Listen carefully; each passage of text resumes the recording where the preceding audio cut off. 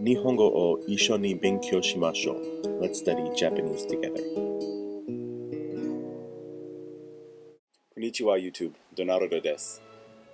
Tonight I wanted to take a little time to discuss the particle wa. It is often one of the first things that you learn when you start studying Japanese, and it initially seems very simple, but the more you study it and the more you start to sort of delve into the nuance of it, you realize that it can get pretty complicated. So hopefully I can help make a little sense of it. So, what is the particle wa, and how does it function in Japanese grammar? Before we begin, we should just be careful to notice that it is actually spelled with the hiragana symbol for ha.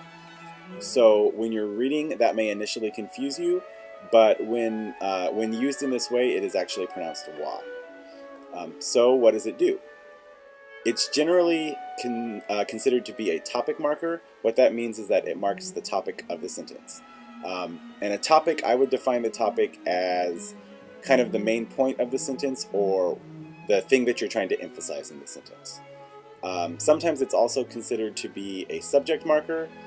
Frequently the topic and the subject of the sentence are the same thing, but that's not always the case. So here's a very basic example of how wa might be used in a sentence. Watashi wa Donarudo desu. In English that would mean I am Don. That's a very simplified translation, and if you, like I said, as you delve more in depth to it, you'll find that the actual implication of that sentence may be something slightly more complicated, but for now we're going to stick with that. And I'll have some examples in a minute to show you a little more nuance of how you might use it. So now that we've established a very basic and probably oversimplified version of what wa means, let's see if we can complicate it a bit. So for the sake of this video, I'm going to use one English sentence to sort of illustrate the way that we can change the subtle meaning of it using wa. And that sentence is going to be, at lunchtime, I ate sushi. So our first Japanese translation of this is not actually going to use wa at all.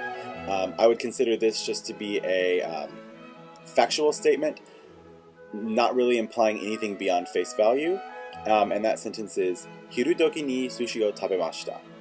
Or literally, at lunchtime, I ate sushi.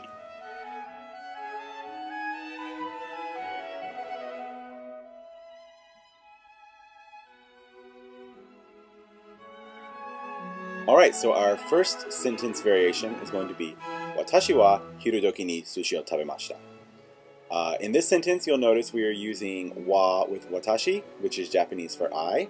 So while this sentence is the same as our English sentence, I ate sushi for lunch, the wa on watashi is emphasizing the fact that I ate sushi for lunch compared to other people. So imagine that you're sitting around with a group of friends and someone comes up and asks, hey, what did y'all eat today? Your response might be, I ate sushi for lunch.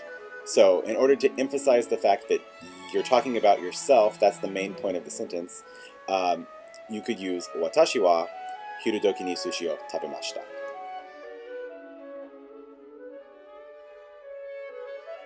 Alright, moving on to variation number 2. This sentence is hiru doki wa sushi o tabemashita. So here the emphasis using wa is on hiru doki, lunchtime. So this sentence is emphasizing the fact that eating sushi is what you did at lunchtime. So this statement might be answering a question like, what did you do today?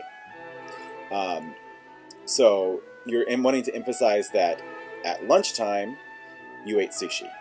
There's plenty of other things that you did during the day, but you're emphasizing that, this particular part of the day, lunch, I ate sushi.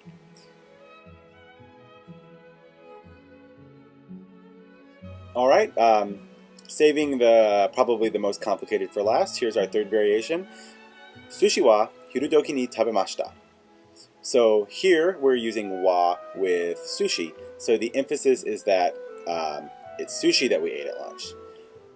You might use this statement to answer a question like, when was the last time you ate Japanese food? So you would be emphasizing that I had sushi at lunchtime. This one's a little more complicated. I think when the topic, sushi, is also the direct object of the verb, ate, which it is in this case, the wa also seems to imply that there's a contrast between the actual topic and other hypothetical topics. So you might be saying with this sentence, sushi as opposed to teriyaki or something like that is I ate at lunchtime. So in conclusion, I think that wa can be kind of complicated because while we can do the same thing with emphasis in English, we don't really change the words. I think often it's just clear from context, or sometimes we change the inflection.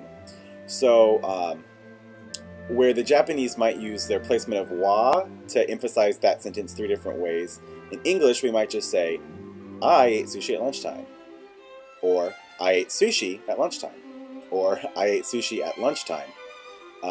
We could probably get that same point across just by inflection or something like that. So hopefully that helps with just a little basics of wa and how it can slightly change the sentence by changing the topic.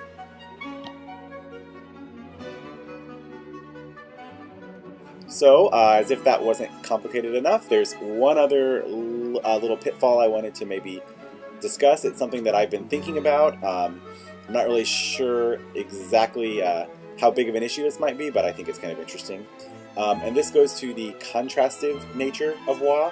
I touched on this slightly in sentence variation 3, how wa can be often construed to create a contrast between the stated topic and other potential topics. So there is a funny example of what might happen with that in this book. Let's see if I can hold it up. There we go. Making Sense of Japanese by Jay Rubin. It's a really great book if anybody's interested. It's got lots of little short, entertaining essays that have a lot of sort of anecdotal stories and other funny little things to help you understand Japanese better. In the story, he talks about being, and I'm trying to find the page because I just shut the book. Here we are. He talks about being at a Japanese dinner party, and one of his colleagues goes up to the host and says to him, "Konban wa oishii mono ga takusan arimasu ne." Roughly that means, as for tonight, konban wa is the topic. There is a lot of delicious food here, or a lot of delicious things here. So in the story, the host is sort of fake or humorously offended and sort of takes that to mean, oh, so you're saying that every other night the food isn't good.